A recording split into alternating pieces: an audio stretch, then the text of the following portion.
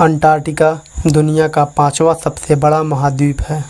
बर्फ की चादर में लपटा यह महाद्वीप बाकी महाद्वीपों की तरह ना तो हरा भरा है, ना ही यहाँ इंसानों के लिए रहना उस तरह से संभव है। तो फिर हमारे लिए इस महाद्वीप की क्या अहमियत है? बहुत अहमियत है, चलिए जानते हैं। अंटार्कटिका आकार में ऑस्ट्रेलिया के लगभग 2 गुना है। ये असल में एक बर्फीला रेगिस्तान है।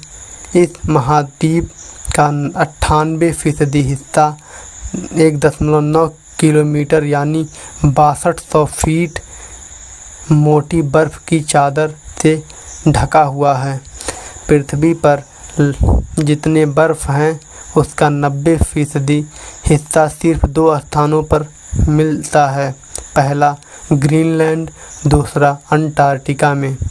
7 महाद्वीपों में से आकार में सबसे बड़ा और सबसे ठंडा, सबसे सूखा, सबसे तेज़ हवा चलने वाला कोई महाद्वीप है तो वह अंटार्कटिका ही है। यहाँ सालाना औसत तापमान -50 सेल्सियस होता है। ये जगह इंसानों के रहने के लिए कतई मुनासिब नहीं है। सिर्फ रिसर्च के लिए वैज्ञानिक यहाँ बने खास स्टेशनों में रहते हैं। अंटार्कटिका में एम्परर पेंगुइन का राज चलता है। पृथ्वी पर जितनी भी ताज़ा पानी मौजूद है उसमें से 80% अंटार्कटिका में बर्फ़ के रूप में मौजूद है। अगर ये सारी बर्फ़ एक साथ पिघल जाए तो 60 मीटर समुद्र स्तर का जल बढ़ सकता है। इसी तरह ग्रीनलैंड की सारी बर्फ़ पिघल जाती है तो 6 मीटर जल स्तर बढ़ सकता है। ये हुआ तो दुनिया के बड़े हिस्से में प्रलय आ सकती है। अमेरिका अंतर्राष्ट्रीय एजेंसी नासा के इस ग्राफिक में देखा जा सकता है कि 25 सालों में अंटार्कटिका के आसपास बर्फ़ में जमने और पिघलने के उनके आकार और कैसे परिवर्तन होता रहा है। जब ग्लोबल वार्मिंग को लेकर हर तरफ चिंता है तो बर्फ़ की पूरी तरह ढका हुआ इस दुनिया को, इन हिस्सों को सुरक्षित रखना बहुत ही ज़रूरी हो जाता है।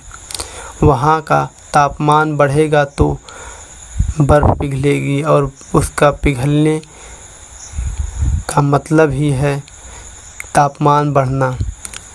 उसका सबसे ज़्यादा असर हमारी दुनिया पर ही पड़ेगा। अमेरिका के नेशनल इसरो डाटा सेंटर का कहना है कि अंटार्कटिका में जलवायु परिवर्तन का ज़्यादा असर नहीं दिखाई देता, लेकिन कुछ हिस्से ऐसे ज़रूर हैं जहां इसका प्रभाव दिखाई देता है, जहां तापमान बढ़ रहा है। जैसे मैं उत्तरी हिस्से में अंटार्कटिका के तापमान में 1995 से मुकाबले 2.5 सेल्सियस की वृद्धि हुई है। इसी तरह पश्चिम हिस्से में समुद्र के गर्म पानी की वजह से बर्फ़ की चादर प्रभावित होती रही है। कुछ मिलाकर वैज्ञानिक कहते हैं कि अंटार्कटिका में बर्फ़ पिघलने के कुछ संकेत तो मिलते हैं, लेकिन इसकी रफ्तार वैसी नहीं है जैसे ग्रीनलैंड में देखने को मिलती है। लेकिन चिंता लगातार बनी हुई है। धरती के जलवायु में आ रहे बदलावों को देखते हुए अंटार्कटिका पर रिसर्च बहुत ज़रूरी हो जाता है। लगभग 100 साल पहले यहाँ रिसर्च करने के लिए दुनिया भर के देशों में होड़ शुरू हुई। यहाँ पर लगभग 80 रिसर्च सेंटर हैं जिनमें भारत समेत दुनिया भर के वैज्ञानिक रहते हैं और काम करते हैं। वैज्ञानिक बर्फ़ की मोटी चादर से ढके भूभाग को भूभाग के रहस्यों को पता लगाने की कोशिश करते हैं और उसमें जुटे हुए हैं। इंसानी हस्तक्षेप से बहुत दूर यहाँ अंटार्कटिका में खास प्रयोगशाला में पृथ्वी के इतिहास को खंगोल कर निकाला जा रहा है, जो संभवतः अनसुलझी बर्फ में छुपी हुई है। सतह के नीचे गहराई से बर्फ के नमूने लेने के अलावा वैज्ञानिक यहाँ से भी डाटा जमा करते हैं।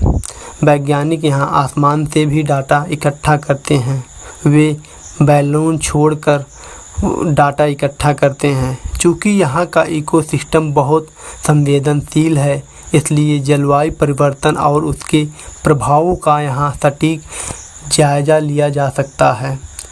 ब्रिटिश अंतर्राष्ट्रीय सर्वे ने फरवरी 2021 में बताया कि उसके रिसर्च स्टेशन के पास एक विशाल हिमखंड अंटार्कटिका के बर्फ से टूटकर अलग हो गया।